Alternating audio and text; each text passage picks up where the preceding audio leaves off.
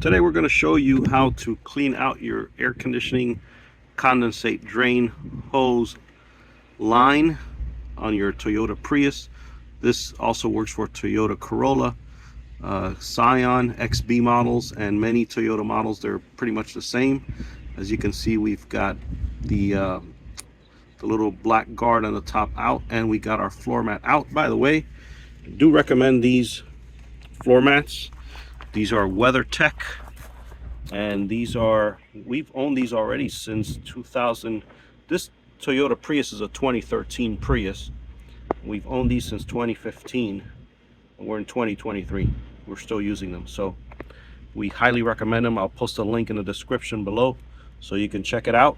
So don't forget to click it if you want to keep your car from overflowing with water, snow, dirt, whatever. These are the best. So let's get on with how this works.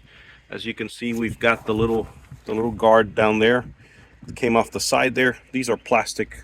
They're almost like Lego pieces. They just come apart and then they go back in. And then the black underside here, it's like a little black guard.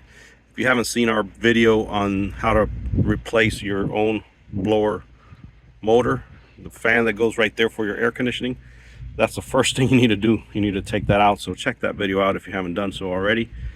But basically, we're showing you right now what needs to be taken out before we get to what we're going to do. So let's go ahead and get started.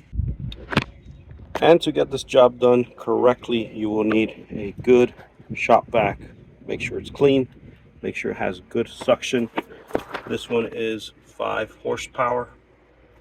And this is a 4-gallon. It doesn't have to be very big, but it does have to have a good amount of horsepower. This has 5, so it's going to have good suction, and you're going to need some kind of blower. Just like the shop vac is going to suck the air out or the gunk out of the lines. You need something to blow it. So we're using this guy here. It's going to blow through there. You could also buy a can of compressed air that blows air out, and you're going to need some good duct tape.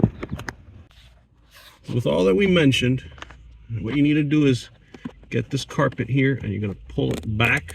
I guess you'll feel some Velcro there. And there it is. There's your condensate, and there's a little button here. You can also pull it over that opening like that. And now you have a better view of your condensate line. So it goes through this hose and to the outside. So before you disconnect this, because we are going to unplug it here, there's going to be a lot, and I do mean a lot, of water coming out of here. I mean, it's going to be a waterfall of water coming out. So you want to make sure you take the proper precautions. I know you may think, oh, a towel.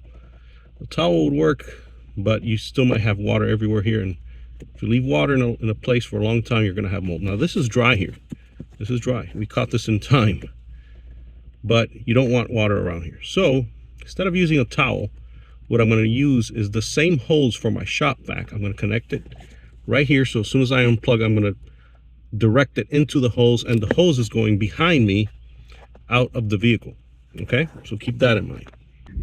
Here's a shot of what I'm talking about. So your hose is going to be around that vicinity, and it needs to come outside of the vehicle and into the ground. So this is how it should look just before you're getting ready to disconnect that.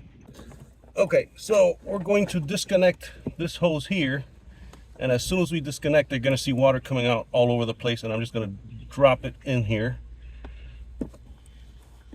And if you don't see water coming out like right now, that means you got a clog. So we're going to show you how to get that clog out right now.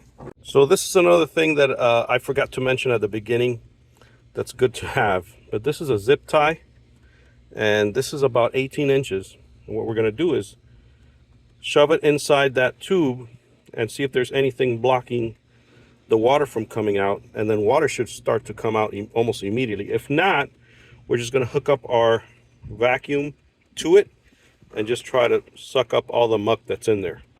All right, so we're putting it in here just like so. and we're going to see if there's some kind of obstruction somewhere in here.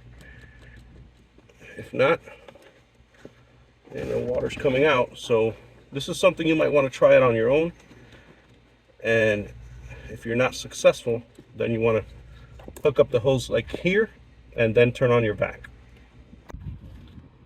All right, we're putting the drain line into our hose that's already connected to the vacuum. But in order to create a good suction, you need to tape off around it. So that's what we're going to do next. This might be a little tricky because the area is tight. I got my piece of tape already cut, and as you can see here, I'm taping around the area where that drain tube drains the water to the outside. And you might need to put more tape and more tape around it just to cover any areas around it. Okay, we're going to turn on our shop vac. We already have it taped off, and we'll see what happens.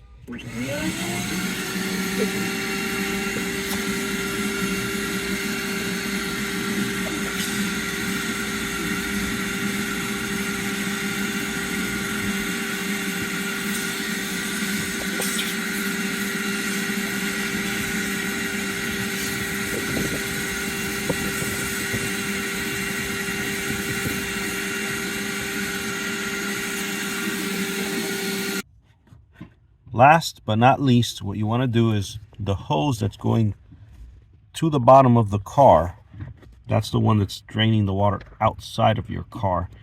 If you do have a clog there, what you want to do is you want to connect, and it fits perfectly. This little gadget, this little device is a blower, kind of like a replacement for compressed air. I actually like it a lot better than compressed air because all you need to do is charge it. I think the charger's down here. There we go.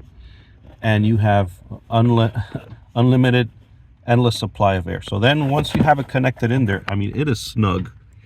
The rubber fits over the plastic nozzle there. Then just press it and it'll blow.